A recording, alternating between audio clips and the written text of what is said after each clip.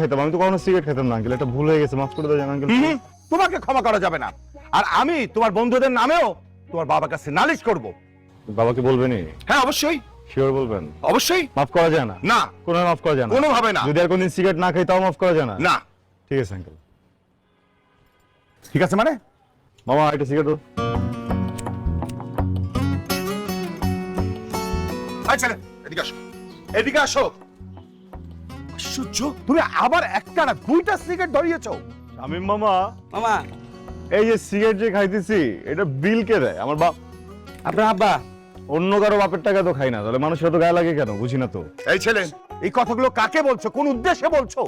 আমি কিন্তু বুঝতে পেরেছি। আমি তোমার বাবার বয়সী লোকের সামনে কিভাবে কথা বলতে হয় সেটাও শিখো নাই তুমি। শামীম মামা, এই মহল্লায় অনেকে মাইর খাইতো বুঝছো, আজেরা লোকে ভরে গেছে, খালি বাপের বয়সী এই জন্য মাইরটা খায় না। ঠিক আছে, কে মার খায় একটু পরেই টের পাবে। আমি তোমার বাবার কাছে যাচ্ছি, গিয়ে তোমার নামে নালিশ করছি। শামীম, দেখো। আঙ্কেল, আবার এখানে একটা সুতা আছে, ছিঁড়ে দিয়ে যাবেন?